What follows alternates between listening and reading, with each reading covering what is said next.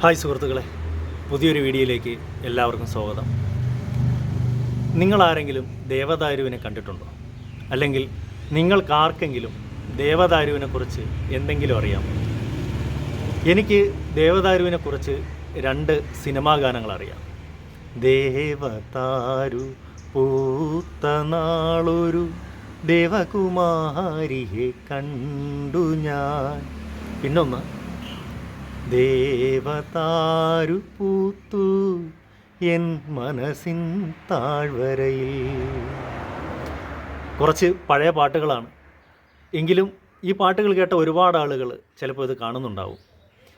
ഈ പാട്ടുകൾ കേട്ട ആളുകളുടെ ഉള്ളിലെല്ലാം ദേവദാരുവിനെക്കുറിച്ച് ചിന്തിക്കുമ്പോൾ നിറയെ പൂത്തു നിൽക്കുന്ന ഒരു ചെടിയോ അല്ലെങ്കിൽ മരമോ ആയിരിക്കും അവരുടെ മനസ്സിൽ വന്ന് നിറയുന്നത്. പക്ഷേ ശരിക്കും ദേവദാരു പൂക്കാറില്ല എന്നുള്ളതാണ് സത്യം. ദേവദാരുവിന് മാത്രം കൈവന്നിട്ടുള്ള ഒരു റെക്കോർഡാണ് എന്ന് വേണമെങ്കിൽ പറയാം. ഒരു പൂ പോലും പൂക്കാതെ ആളുകളുടെ എല്ലാം മനസ്സിൽ നിറയെ പൂത്തു നിൽക്കുന്ന ഒരു സങ്കല്പമായി മാറാൻ ദേവദാരുവിന് കഴിഞ്ഞിട്ടുണ്ടെന്നുള്ളതാണ്. അതിന് പ്രധാന കാരണം ഈ കവികളാണ്. ഈ കവികളെല്ലാവരും എഴുതിയിട്ടുള്ളത് ദേവദാരു പൂത്തു പൂത്തു എന്നുള്ളതാണ്. അപ്പോൾ എന്തുകൊണ്ടായിരിക്കും ഈ കവികൾ ദേവദാരു പൂത്തു എന്ന് പാട്ടുകൾ എഴുതിയത്? അതിന് ഒരു കാരണമുണ്ട് എന്നുള്ളതാണ്. ദേവദാരുവിനെ ഇതുവരെ കണ്ടിട്ടില്ലാത്തവർക്കും ദേവദാരു എന്താണെന്ന് അറിയാത്തവർക്കും വേണ്ടി ദേവദാരുവിൻ്റെ കാഴ്ചകളിലേക്ക് നമുക്ക് പോകാം. ഇവിടെ എൻ്റെ ഈ വീട്ടുമുറ്റത്ത് നിൽക്കുന്ന ഈ ചെടിയാണ് ദേവദാരു എന്ന് പറയുന്നത്. കാഴ്ചയിൽ ഇതൊരു ഗ്രോ ബാഗിലാണ് നിൽക്കുന്നത്. ഇതൊരു ചെടിയായിട്ട് തോന്നാമെങ്കിലും ശരിക്കും ഇതൊരു ചെടിയല്ല എന്നുള്ളതാണ്. ഇത് ഒരു വലിയ വൃക്ഷമായി മാറുന്ന ഒരു സസ്യ കൂട്ടമാണ്. ദേവദാരു എന്ന് പറയുമ്പോൾ ഈ ഒരു രൂപത്തിലുള്ള ഈ ഒരു മരത്തിനെ മാത്രം ഉദ്ദേശിച്ചുകൊണ്ട് പറയുന്നതല്ല. നമ്മൾ ഈ കളപ്പാടി, ചുണ്ടൻമാവ്, താളിമാവ്, കപ്പമാവ് എന്നൊക്കെ പറയുന്നത് പോലെ മാവിൻ്റെ ഒരു കൂട്ടത്തെ നമ്മൾ പറയുന്നത് മാവെന്നാണ്. അതുപോലെയാണ് ഈ ഒരു മര ഇനത്തെ, ഈ ഒരു ജാതിയെ മുഴുവനായിട്ട് പറയുന്ന പേരാണ് ദേവദാരു എന്ന് പറയുന്നത്. ഈ ദേവദാരുവിന് പാട്ടുകളിൽ പൂക്കളുണ്ടെങ്കിലും ശരിക്കും ദേവദാരുവിന് പൂക്കളില്ല. പിന്നെന്തുകൊണ്ടായിരിക്കും ഈ കവികൾ ദേവദാരു പൂത്ത നാൾ എന്ന് പറഞ്ഞിട്ട് പാട്ടുകൾ പാടുന്നത്? ദേവദാരുവിൻ്റെ അതിസുഗന്ധമാണ് അതിന് കാരണമെന്ന് പറയുന്നത്. ദേവദാരുവിൻ്റെ ഇലകൾ കാറ്റടിക്കുമ്പോൾ കൂട്ടിമുട്ടുകയും ഇങ്ങനെ കൂട്ടി ഉരസി ഇതിൻ്റെ ഇലകൾ തമ്മിൽ ഉരസി ഇതിൽ പോറലുകൾ വീഴുമ്പോൾ അതിൽ നിന്നും ഒരു തൈലം ഉൽപ്പാദിപ്പിക്കപ്പെടുന്നു. ഈ തൈലത്തിൻ്റെ സുഗന്ധം അതിസുഗന്ധമാണ്. നമ്മുടെ ചന്ദന തൈലമൊക്കെ തോറ്റുപോകും. ഇത് നമുക്ക് തിരിച്ചറിയണമെന്നുണ്ടെങ്കിൽ ഇതിൻ്റെ ഏതെങ്കിലും ഒരു ഇല പിടിച്ചൊന്ന് ഞരടി നോക്കിയാൽ മതി. അപ്പോഴേക്കും അതിൻ്റെ സുഗന്ധം മനസ്സിലാവും. ഒരുപക്ഷെ ഈ സുഗന്ധമായിരിക്കാം കവികളെ കൊണ്ട് ദേവദാരു പൂത്തു എന്നെഴുതിച്ചത്. കവികൾ മനഃപൂർവ്വം അങ്ങനെ എഴുതിയതാണോ, ഇനി അവരും തെറ്റിദ്ധരിക്കപ്പെട്ടതാണോ എന്നറിയില്ല.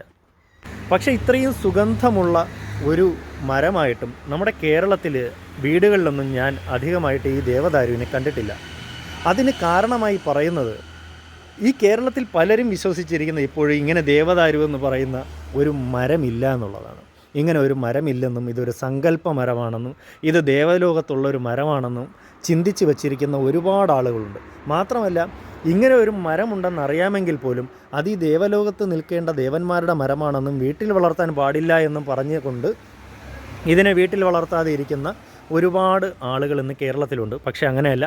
ഇത് നമ്മുടെ വീട്ടിൽ ഒരെണ്ണം നട്ട് വളർത്തുകയാണെങ്കിൽ, വീട്ടു പരിസരത്ത് നട്ട് വളർത്തുകയാണെങ്കിൽ, ഈ ഇച്ചിരി കാറ്റൊക്കെ അടിക്കുന്ന സ്ഥലമാണ് നിങ്ങളുടെ വീട്ടിൻ്റെ പരിസരമെങ്കിൽ ഈ കാറ്റടിച്ച് ഇതിൻ്റെ ഇലകൾ തമ്മിൽ കൂട്ടിമുട്ടുന്ന സമയത്ത് അസാധ്യമായ മണമാണ് കേട്ടോ.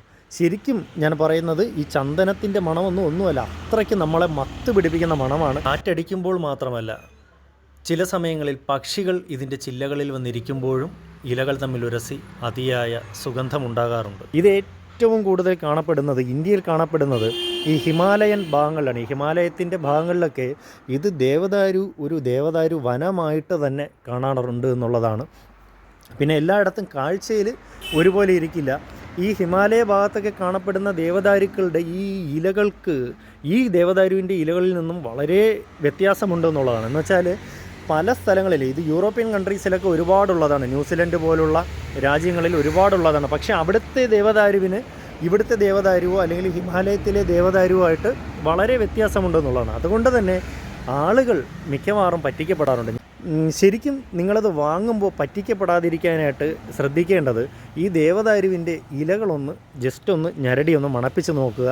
ഈ ചെറിയ മണമൊന്നുമല്ല, അതിസുഗന്ധം എന്ന് വെച്ചാൽ നമ്മളൊരു പൂവിൻ്റെ റോസാപ്പൂ മണപ്പിക്കുന്നതിനേക്കാൾ സുഗന്ധമാണെങ്കിൽ മാത്രം നിങ്ങളത് വാങ്ങുക എന്നുള്ളതാണ്. കാരണം മിക്കവാറും ഇതേ ഷേപ്പിൽ ഇതുപോലെയൊക്കെ ഇരിക്കുന്ന വില കുറഞ്ഞ ചില ചെടികൾ ദേവദാരു എന്ന് പറഞ്ഞിട്ടൊക്കെ നഴ്സറിക്കാർ വിൽക്കാറുണ്ട്. അങ്ങനെ അബദ്ധങ്ങളിൽ ചെന്ന് നിങ്ങൾ ചാടാതിരിക്കുക. പിന്നെ ഈ ദേവദാരുവിൻ്റെ വിശേഷങ്ങൾ പറഞ്ഞാൽ തീരാത്തതാണ്.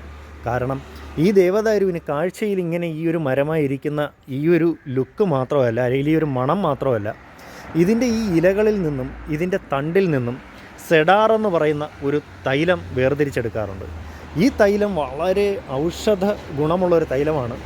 ഈ തൈലം ഏറ്റവും കൂടുതലായിട്ട് ഉപയോഗിക്കുന്നത് വാതരോഗങ്ങൾക്കാണ്. വാതരോഗങ്ങൾക്ക് വളരെ അധികം ആശ്വാസം ലഭിക്കുന്ന സെഡാർ എന്ന് പറയുന്നൊരു തൈലം ദേവദാരുവിൽ നിന്ന് വാണിജ്യാടിസ്ഥാനത്തിൽ തന്നെ ഉൽപ്പാദിപ്പിക്കുന്നുണ്ട് എന്നുള്ളതാണ്. പിന്നെ മാത്രമല്ല ഇതിൻ്റെ ഈ തണ്ട് വളരെ ബലമുള്ള തണ്ടാണ്, വളരെ കനമുള്ള, ഒരുപാട് വർഷങ്ങൾ, ആയിരക്കണക്കിന് വർഷങ്ങൾ ഈട് നിൽക്കുന്ന ഇതിൻ്റെ തടി ആയതുകൊണ്ട് തന്നെ ഫർണിച്ചർ നിർമ്മാണത്തിനും ഇത് ഉപയോഗിക്കാറുണ്ട് എന്നുള്ളതാണ്.